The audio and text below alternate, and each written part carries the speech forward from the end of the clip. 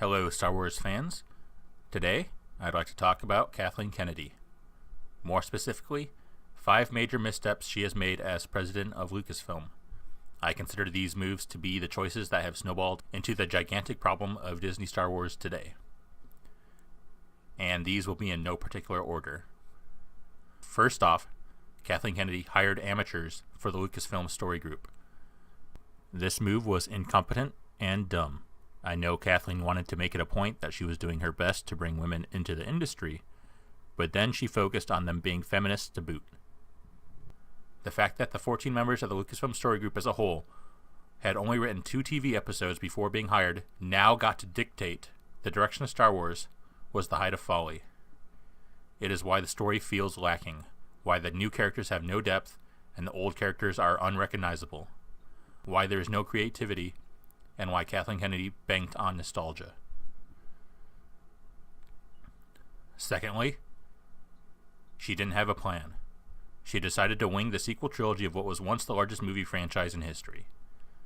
Kathleen Kennedy gave Rian Johnson full reign when it came to Episode 8, and Rian Johnson promptly threw out J.J. Abrams' sequel trilogy blueprint, which has led to the Star Wars fandom to now find itself recoiling away from Disney Star Wars. Third, Kathleen Kennedy decided to not take responsibility for the failure of Star Wars, and Disney is now paying the price. Because she can't apologize, Disney must now pay hundreds of millions of dollars on damage control. Imagine if Kathleen Kennedy simply had said Lucasfilm had made a misstep under her leadership, and they were dedicated to correcting their mistakes. If that had been done, perhaps Solo wouldn't have bombed, and the fandom would have been willing to shell out for a few more movies. But Kathleen can't take responsibility, and therefore Star Wars fans suffer attacks from the media. Kathleen's 4th major misstep was not cracking down on her employees' online rants. She has avoided responsibility for the state of Star Wars, and won't even take responsibility for her employees. How can she claim to be a capable boss when things are running amok at Lucasfilm? She can't be trusted with a leadership role, and her handling of her employees is further proof of her incompetence. And her 5th mistake that recently came to light in the past few months was signing away the streaming rights for every bit of Star Wars content that came out before 2019. I imagine it was done to appease the shareholders, so Kathleen could claim Lucasfilm wasn't a financial drain for Disney, and that she was able to generate money even when there wasn't a new Star Wars movie in theaters.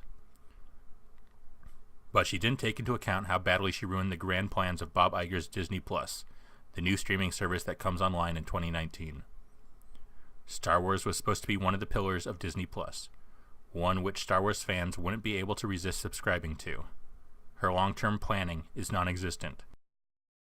Basically, every decision Kathleen has made has been a selfish one, and every problem with Disney Star Wars stems from those 5 selfish choices. Choices made to present herself in the best possible light, yet it's sadly amusing how all her efforts to save face have only made her look worse than if she had just admitted fault early on. And I say it's sadly amusing because we, the fandom, have to suffer for it.